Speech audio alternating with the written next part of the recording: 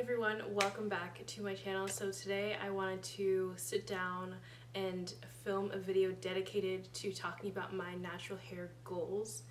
We're going to touch on a bunch of different topics and a bunch of different things that I'm really focusing on during this loose natural hair journey of mine.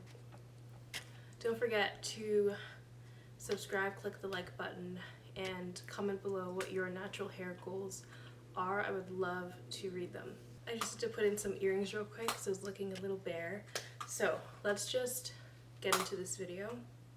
I have a bunch of notes on my phone, so if I'm glancing down, that is why. So just for a quick recap, I had locks for 13 years-ish, and I big chopped last July, so July 2019. And I grew it out for a little bit. I cut it again end of December. I cut it for a second time mid-January, or I should say I cut it for a final time mid-January and decided just to start growing my hair from January 15th. So this is 2.5 months of growth. This is not the true length because I did press it down, but if you check out my previous video, I'll link it up there or at the end of the video. You'll see it. You'll see how much length I have from 2.5 months of growth. I also will be doing a 3-month hair update, so stay tuned for that. So the first goal that I have is healthy hair. This is easier said than done, I've noticed, with loose natural hair, because our hair is very complex. I have type 4 hair, as you can see, and there's a lot going on with those kinks and curls. So one of my goals with healthy hair is to prevent any damage from happening. So with no damage, I mean just making sure that my hair is moisturized, that I'm keeping up with my weekly deep conditioning, and that I'm just keeping on top of putting in oil after I wash my hair, and all of those essential things that really prevent your hair from getting dry, which prevents split ends, and split ends deter growth. So that is a huge thing, is keeping up with deep conditioning, making sure my hair is moisturized. Another thing that goes into healthy hair is staying away from all dye, all color, all bleach, especially. I've experimented, you see on my channel, I've done the blonde, I've done red. I'm not doing that anymore because my goal now is healthy hair. So if you want healthy hair, just do not even bother dyeing or coloring. As tempting as red may be or blonde may be, it's not worth it in the long run, because if you want your hair to be long and luscious and thick, moisturized, not breaking off at the ends, then stay away. It is not going to help you at all. No matter how much the packaging may say nourishing or whatever the case may be, it is a chemical. It's going to break down your hair strands and it's going to make them brittle. So just stay away. Another goal that I have, so my second goal is length. I don't necessarily want to have, my goal is not to have like tailbone length or bra strap length natural hair. That is not my long-term goal, and I'll get to the reason why in a second. My loose natural hair goal as of right now is really healthy neck length hair. So that means when I pull the back down, neck length. If it's pulled from here, it'll probably be like at eyebrow, or from here it'll probably be at like jaw length. So neck length for right now is my current goal, and I'm 2.5 months in. So I would like to have neck length after 1 year, but I know that my hair does grow pretty fast, so I might hit that sooner. I'm not completely sure yet. Another thing with length is keeping up with trims if needed. I'm not going to hold onto hair that is dead or dry or not holding my curl pattern anymore. The whole point of my first goal is to try and prevent any dryness from happening so that I probably won't have to trim as often. When you neglect your hair, that's when you're forced to do trims, and probably trimming off more than you'd want to. So I definitely want to keep length, but I also don't want to be afraid to trim some pieces just because I want to hold on to the length, if that makes sense. The next thing that is a goal for me is making sure that I experiment. Now, when I say experiment, I don't mean I'm gonna go and get a perm tomorrow. That's not what I mean, because that would contradict with my first goal. By experimentation, I mean trying different things with my hair that is still healthy and that is still safe. So, I've tried wigs, that's on my channel. Before I even tried the wigs, I was like, it might look good, but I don't see myself being a person who wears wigs. I've seen the damage that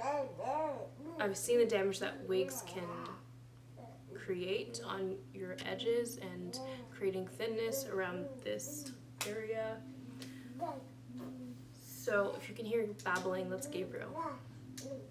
Yeah, in the long run, I mean, it was fun to try on, but wigs are not for me. They're itchy, they're hot, and I would rather just rock my TWA, to be honest with you. I've tried extensions, so I tried single twists. I did them myself. The reason why it was not for me is because synthetic hair is way too heavy, and I don't see the point of investing a ton of money in a style that I know I'm not going to wear a long time, just because I could practically feel my hair being pulled out because it was so heavy. So too heavy, it felt itchy, it just was not for me at all, and I have no interest in trying. I have no interest in trying box braids or anything like that. One thing that I do still want to try is getting my hair blown out when it's longer. I definitely want to try that and document it because I've never really seen my hair in that state. So yeah, I want to get my hair blown out, and I also want to try straight back cornrows with extensions.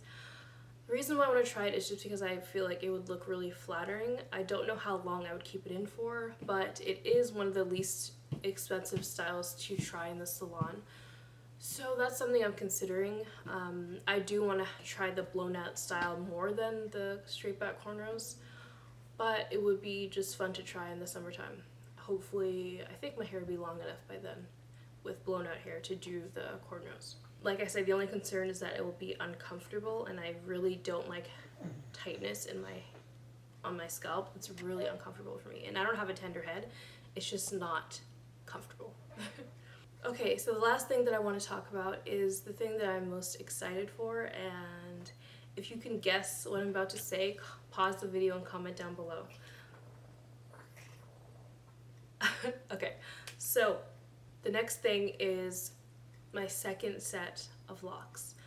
So I'm keeping in mind that I do want to have really healthy hair for my second set of locks. So all of the goals prior to this one, well, definitely the first two go hand in hand with this one. So, I mean, getting my second set, it could be with 6 months of growth, it could be with a year. I'm really gonna just see how my hair grows and how I feel and all that stuff, but I will keep you updated on anything that changes.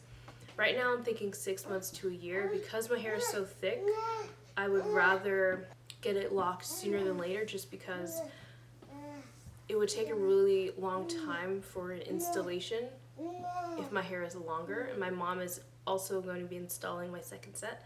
That will all be recorded and documented, so don't worry about that. Yeah, when I did my big chop, I knew that I was going to return to locks. Locks are just a part of me, a part of my lifestyle. I'm very low maintenance. I don't like to do too much. I don't like to go to the salon and spend hundreds of dollars twice a month, or however often people change their wigs. Like, it's just not part of my lifestyle, and it never will be. I know that 100%. So yeah, like I said, I want to have a fast installation, but I also don't want my locks to be started when they're really, really short. I want to have, like I said, at least neck length. I think that will be, you know, the best option. So, I mean, I could get locks as soon as this summer, or it could be January 2021. We will just see as time passes how I'm feeling. Yeah, I'm definitely excited that I will be able to document this all on camera. My first lock set, I was like 11. I did not have a YouTube channel. I was not taking regular pictures. I mean, I was just in grade school, like I was just hanging out with friends and doing homework, so that was not obviously something that I would think I would want to look back on. But for this set, I'm older, I have a YouTube channel, so I can document everything and keep you updated. So as far as my second set of locs, I will be doing a lot more locs this time. My first set, I had about 250 locs, but for this set, I'm going to have at least 500 locs. I want to have double the density, and I want to have a lot more fullness. So I think 500 is the perfect number. I don't want to have any more than that. I definitely want to have 500 locs. So that is another thing that I decided, that I definitely want to have smaller locs. I've done, you know, medium-sized locs, but now I want to do micro locs, so that'll be a lot of fun to document that entire process. And I've been showing my mom pictures and all that stuff, so, and she has clients and all that stuff, so she knows what she's doing. Yeah, that is it for this video. I hope that you learned some more things about me and my hair. Like I said, I will be doing a 3-month big chop update, or post big chop update.